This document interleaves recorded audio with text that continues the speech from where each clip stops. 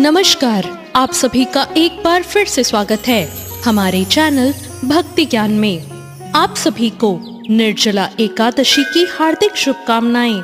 आइए सुनते हैं निर्जला एकादशी की पौराणिक व्रत कथा।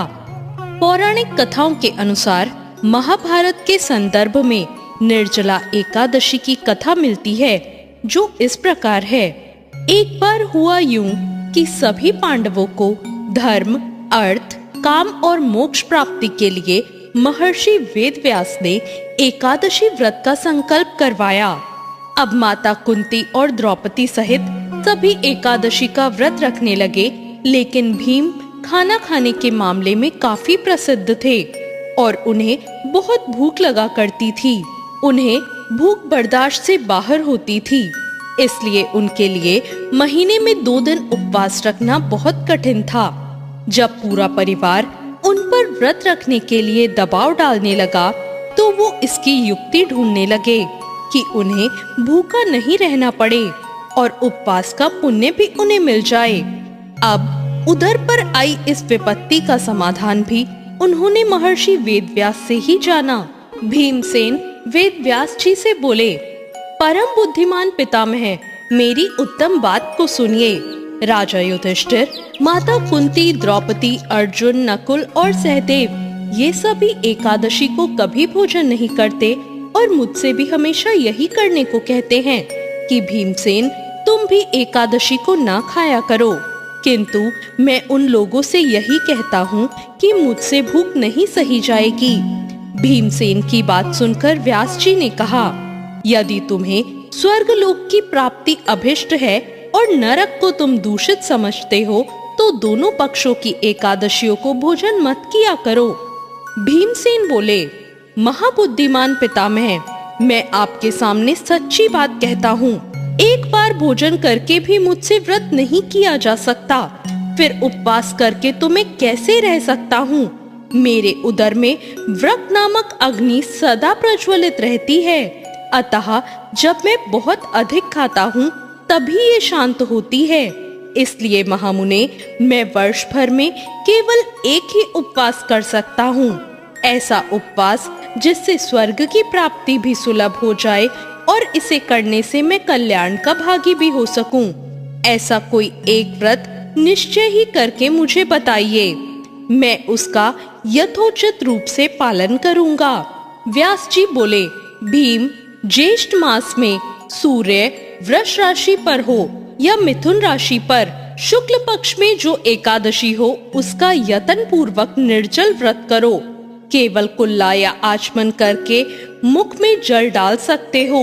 उसको छोड़कर किसी प्रकार का जल विद्वान पुरुष मुंह में ना डाले, अन्यथा व्रत भंग हो जाएगा। एकादशी को सूर्योदय से लेकर दूसरे दिन के सूर्योदय तक मनुष्य जल का त्याग करे तो ये व्रत पूर्ण होता है। तदंतर द्वादशी को प्रभात काल में स्नान करके ब्राह्मणों को विधि पूर्वक जल और स्वर्ण का दान करे। इस प्रकार सब कार्य पूरा करके जितेंद्रिय पुरुष ब्राह्मणों के साथ भोजन करे। वर्ष भर में जितनी एकादशियां होती हैं, उन सब का फल निर्जला एकादशी के सेवन से मनुष्य प्राप्त कर लेता है, इसमें कोई संदेह नहीं है। शंख, चक्र और गदा धारण करने वाले भगवान केशव ने मुझसे कहा था कि यदि मानव सबको छोड़कर एकमात्र मेरी शरण में आ जाए और एकादशी को निराहार रहे, तो वो सभी पापों से छूट जाता है। एकादशी व्रत करने वाले पुरुष के पास विशाल काय, विकराल आकृति और काले रंग वाले दंड पाशधारी भयंकर यमदूत नहीं आते।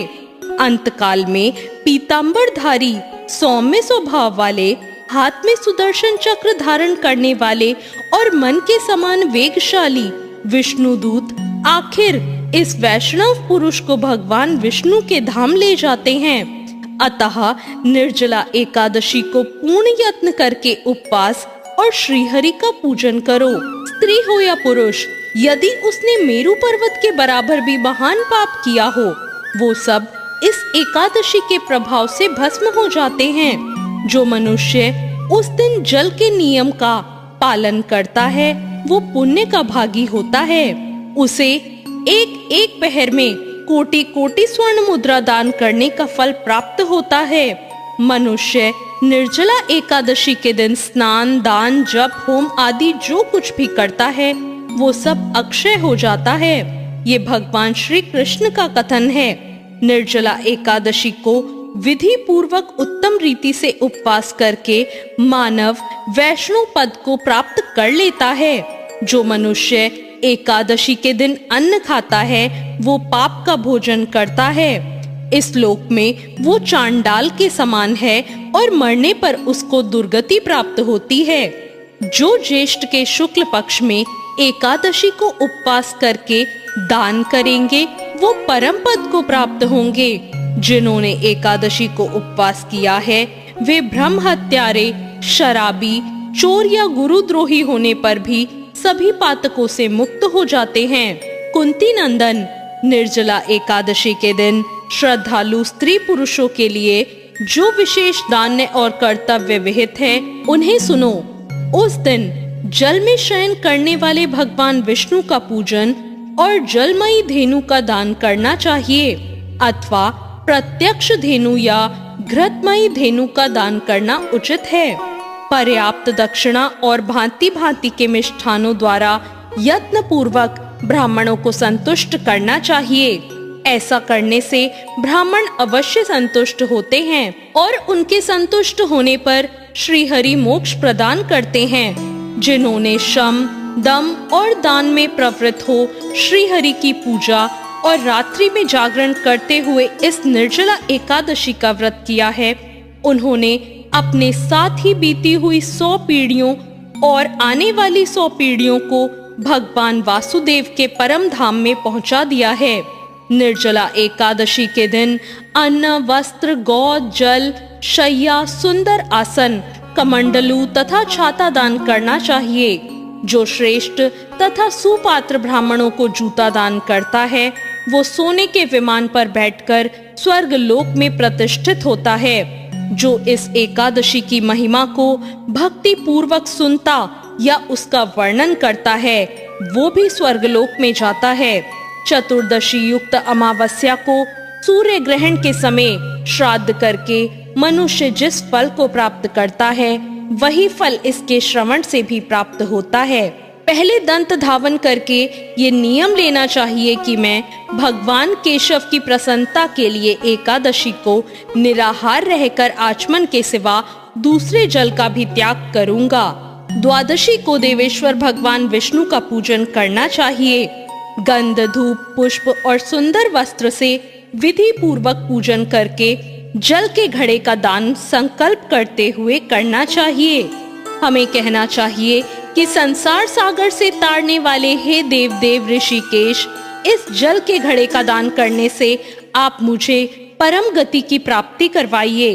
भीमसेन, ज्येष्ठ माह के शुक्ल पक्ष की जो शुभ एकादशी होती है उसका निर्जला व्रत करना चाहिए। उस दिन श्रेष्ठ ब्राह्मणों को शक्कर के साथ जल के घड़े का दान करना चाहिए। ऐसा करने से मनुष्य भगवान विष्णु के समीप पहुंचकर आनंद का अनुभव करता है और द्वादशी को ब्राह्मण भोजन कराने के बाद स्वयं भोजन करना चाहिए। जो इस प्रकार पूर्ण रूप से पापनाशिनी एकादशी का व्रत करता है वो सब पापों से मुक्त होकर आनंदमय पद को प्राप्त होता है। ये सुनकर भीमसेन ने भी इस शुभ एकादशी के व्रत को आरंभ कर दिया। तब से ये लोक में पांडवी एकादशी या भीमसेनी एकादशी के नाम से भी विख्यात हुई। तो ये थी निर्जला एकादशी की व्रत कथा। आपको ये कथा कैसी लगी कमेंट करके जरूर बताएं। साथ ही मेरे चैनल भक्ति ज्ञान को सब्सक्राइब करना ना भूलें। धन्यवाद।